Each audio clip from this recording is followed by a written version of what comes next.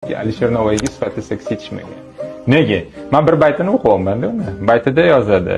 Men istar o'z suhbatiga arjumand etmas, meni istar kishi suhbatin ko'nglim pisand etmas. Alisher Navoiy. Mana shu bayt orqali. Ya'ni shu qizuki Alisher Navoiyda ham sifatli seks yo'q. Xorvatda ham o'sha paytda qancha shoir bo'lsa ham 400 ta, 500 ta, 15-chi. Ko'ngli yoqadigan odam bo'lmaydi. Alisher Navoiyning yana bir bayti bor. Odam borki, odamlarning naqshidir. Odam borki, hayvon andin yaxshidir. Endi bu fikrlar shu darajada jirkanchki, ularga raddiya berishga ham odam jirkanadi. Lekin bular odam bo'ladimi deb jim qarab tursak, bularning isqir targ'ibotlari yildan yilga ortib boryapti. Hatto mana shu atlas ko'ylak kiygan bachcha o'tgan yili qizlarimizga bokiralik nima kerak deb baqir-chaqir qilib chiqdi. Mayli, endi bu uchun xotini, onasi, opa-singili qizlari birovning tagida yotishi normadir. Buni o'zi uchun qabul qila olar.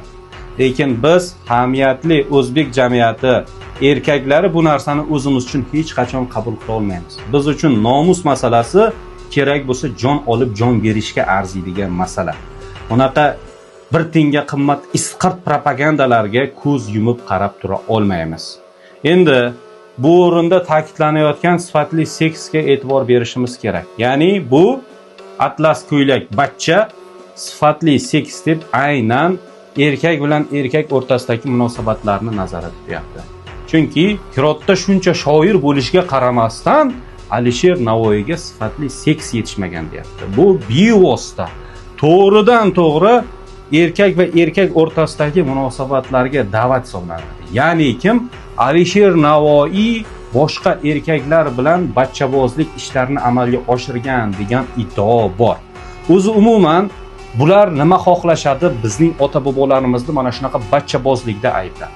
Eslasangiz, bundan 3 yil muqaddam bir g'arbning josusi Agneshka degan xola kelib Boburni bachchabozlikda ayblagan edi. Shundan keyin uni orqasiga tepib quvib yuborishdi, bizni ota-bobolarimizni haqoratlagani uchun.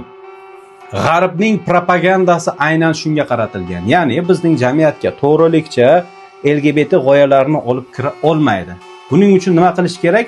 Aynan LGBT, ya'ni bachchabozlik bu bizga azaldan kelayotgan an'ana sifatida ko'rsatiladi. Ya'ni sizlarning ota-bobolaringiz ham xuddi mana shu ishni qilib kelgan. Misol uchun Bobur qilgan, Alisher Navoiy qilgan va hokazo qilgan degan iddaolarni ilgari surishadi.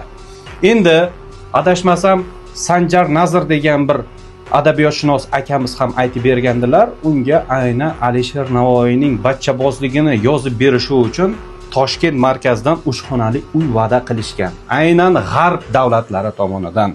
Va bugun oramizda bizning ota-bobolarimizni bachchaboz qilib ko'rsatishlik harakatlari avj olib bormoqda. Bugun biz bularga shunchaki jimgina qarab turadigan bo'lsak, ertaga bizning kelajak avlodimizning ongiga bevosita bachchabozlikni olib kirish harakatlari avj oladi.